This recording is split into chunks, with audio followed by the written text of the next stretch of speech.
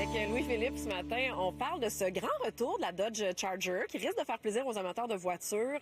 On avait fait un petit détour vers l'électrique en 2024, mais là, on revient à l'essence avec la Charger Six-Pack. Oui, ben on l'a déjà vu, cette génération-là de la Charger, d'ailleurs, sur la couverture du Guide de l'auto en 2024, mais c'était le modèle électrique, à Daytona électrique. Et puis, ben dans une époque pas si lointaine, les constructeurs se sont tous commis un peu à électrifier leur catalogue automobile, 2030, 2035, etc.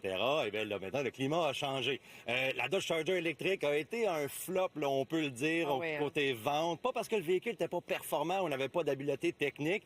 C'est juste que c'était une circonstance de mauvaise commercialisation, un véhicule trop dispendieux. Puis aussi, je pense que les amateurs de muscle car n'étaient pas très prêts à adopter l'électrification. Donc là, chez Dodge, on lance finalement le véhicule à essence. Et puis, ben, mon petit doigt me dit que ça sera pas le premier moteur à essence qu'on va voir sous le capot de cette génération-là, parce que ça s'inscrit dans un grand plan de revitalisation chez Dodge pour réacquérir ou recharmer un peu là, les amateurs de la marque. Mais présente-nous-la, là. Déjà dans une couleur un peu vintage, un peu rétro. Oui, ça flash. Hein, cette couleur-là s'inspire un peu des couleurs là, qu'on avait inscrites là, dans les années 70 avec Mopar, ce qu'on appelait des high impact colors. C'est très intéressant qu'on ramène ça.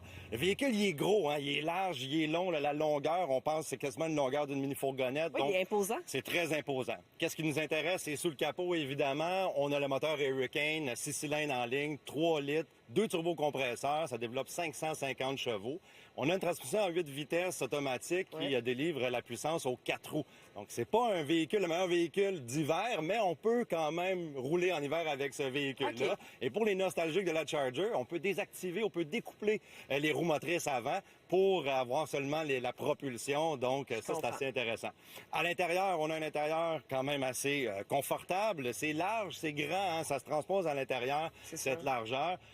On a des bons sièges qui sont bien rembourrés, un bon support latéral. On a des petites places à l'arrière, moins d'espace, évidemment. Forcément. Qu'est-ce qui est intéressant dans l'habitacle de la Charger Six-Pack, c'est le volume de chargement. C'est pas une couvercle de capot ordinaire, c'est comme un grand haillon. Donc, on est capable de, si on le meuble comme il faut, d'aller chercher à peu près 1050 litres de volume de chargement à l'intérieur. Donc, ça devient très intéressant pour la polyvalence du véhicule. Dans un muscle car et polyvalence, ça va pas souvent ensemble. C'est bien intéressant. Pour le reste, ben, les technologies habituelles, on a un bon amalgame de textures, de matériaux. C'est pas tout le monde qui aime l'habitacle. Moi, je trouve que c'est une belle amélioration comparativement à l'ancienne génération, là, certainement. Parle-moi justement de tes impressions par rapport à sa performance, par rapport à ce que tu en as ressenti. Écoute, côté performance, il en manque pas. C'est extraordinaire. Ce moteur-là, j'étais pas sûr de l'aimer au début. Il a été introduit dans le Ram 1500, là, il y a pas si longtemps que ça. C'est là que je l'ai connu. Puis là, ben, on l'a mis dans ce véhicule-là. Et il fait un excellent mariage avec la boîte automatique à 8 rapports. Les accélérations sont linéaires, c'est vite, c'est réactif. Et côté performance, il n'y a pas de problème. C'est le poids qui dérange. Ce véhicule-là est pesant. On a à peu près 2200, quasiment 2200 kilos là, selon la variante. Donc, ça représente, selon la variante avec laquelle on compare, 500 kilos de plus que le Mustang GT avec un moteur V8. Là. Donc, c'est quand même très pesant. Et puis, ça se sent dans les virages. C'est pas que la conduite est pas agréable, c'est juste que c'est pas aussi sportif ou maniable là, qu'une grande sportive. Donc, c'est un petit peu ça. Mais pour le reste, au quotidien, un véhicule avec une suspension bien calibrée, qui est quand même assez docile là, pour son look, c'est ça. Puis est-ce que tu t'attends, donc, est-ce que ça soit plus populaire que le modèle électrique, plus populaire que ses rivaux? Ben, c'est sûr que ça va être plus populaire que le modèle électrique. Ça peut pas être pire que ça. Par contre, avec le moteur 6 cylindres, je me demande encore si, même s'il est équilibré, il est agréable et très performant, je me demande encore si les adeptes du modèle vont l'adopter, ce moteur 6 cylindres-là.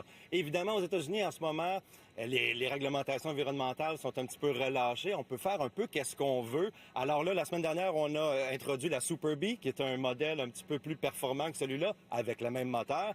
Et bon, ben, dans l'industrie, on se dit que la prochaine carte que Dodge va jouer, c'est certainement celle du moteur V8 MI, qui irait chercher vraiment les nostalgiques et les puristes de la marque. Rien de confirmé par Dodge ou Stellantis encore. C'est juste des rumeurs. Là. Par contre, c'est seulement des rumeurs. Et puis, ben, ça irait dans le sens de ce modèle-là, parce que justement, aux États-Unis, en ce moment, on va avoir cette compétition-là et ce retour-là vers les moteurs V8, pas juste chez Stellantis, pas juste chez Dodge. Donc, ça irait chercher peut-être une clientèle et ça permettrait aux constructeurs de probablement charger un petit peu plus cher ou de faire des éditions spéciales avec la Charger. Mais pour le moment, le moteur 6 cylindres est adopté tranquillement, pas vite, par les amateurs du modèle. Et moi, je trouve que c'est un bon équilibre.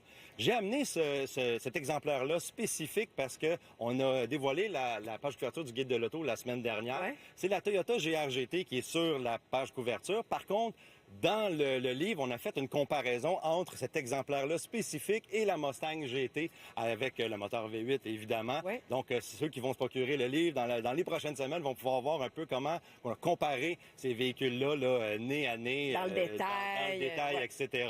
Donc, ça va être la Mustang, c'est la grande rivale, si on veut, de ce véhicule-là. Mais du côté de la Charger, on a quand même certains avantages, polyvalence. Puis aussi, un détail important, c'est qu'il est assemblé au Canada. C'est assemblé dans l'usine de Windsor, dans le sud de l'Ontario. Ça pourrait charmer du monde, ça. Ça pourrait charmer du monde, surtout Ben oui. en ce moment, Ouais. avec ce qui se passe avec les tarifs. Évidemment, si on parle de tarifs, on peut parler de prix maintenant avec Ouais. le véhicule. La plage de prix, c'est 62 390 jusqu'à 75 390 incluant le transport et les frais. Le modèle à l'essai, 86 665 donc beaucoup d'options. Il y a un ensemble Scat Pack dessus, etc., pour avoir le meilleur de la performance du moteur.